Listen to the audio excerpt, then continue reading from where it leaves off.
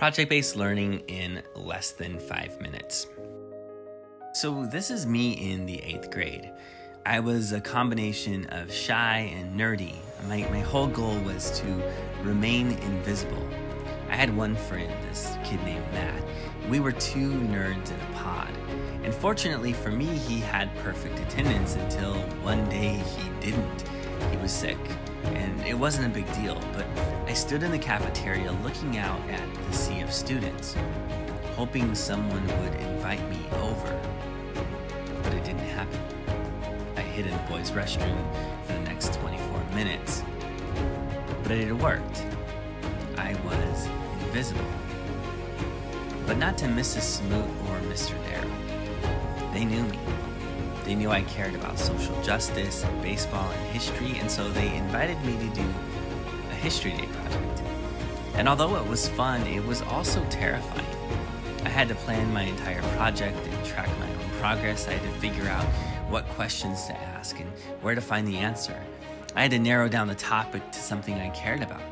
In this case, Jackie Robinson and the integration of baseball. I wrote letters to newspapers and made phone calls to former players.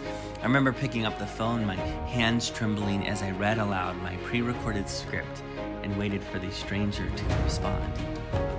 I eventually worked on a slide presentation. That's when the most nerve-wracking moment occurred. I sat in a radio studio and I heard the script that I had just recorded, and I hated it. I'm not doing it, I said. But Mrs. Smoot looked me in the eyes and said, "When you hide your voice, you rob the world of your creativity." And so I continued. I went ahead and I shared it with my class.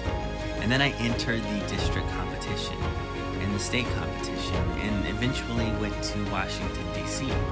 And although I didn't realize it at the time, Mrs. Smoot was why I became an educator. This project helped me grow into a creative thinker and problem solver. And that experience is why I ultimately embraced project-based learning as a teacher. Now I want to point something out. Project-based learning is different from simply a traditional classroom project. Project-based learning involves learning through projects rather than doing culminating projects. It involves student choice in design instead of just following a set of instructions. It includes student inquiry rather than pre-planned questions. It includes peer and self-assessment rather than only relying on teacher assessment. And it includes student ownership of the process rather than just teacher ownership of the process. The Buck Institute identifies the following 7 project design elements. Number 1, challenging problem or question. It has to start with something that truly engages students to solve a problem. Number 2, sustained inquiry. They needed the time to ask questions and explore the answers and engage in meaningful research. Number 3, authentic. It has to feel real to the students and tie into an actual context. Number 4, student voice and choice. They need to be the ones designing the entire project the entire time. Number 5, reflection. There needs to be frequent reflection along with a final reflection at the end. Number 6, critique and revision. Students need to engage in peer critique and constant iterative revision. And number 7, public product.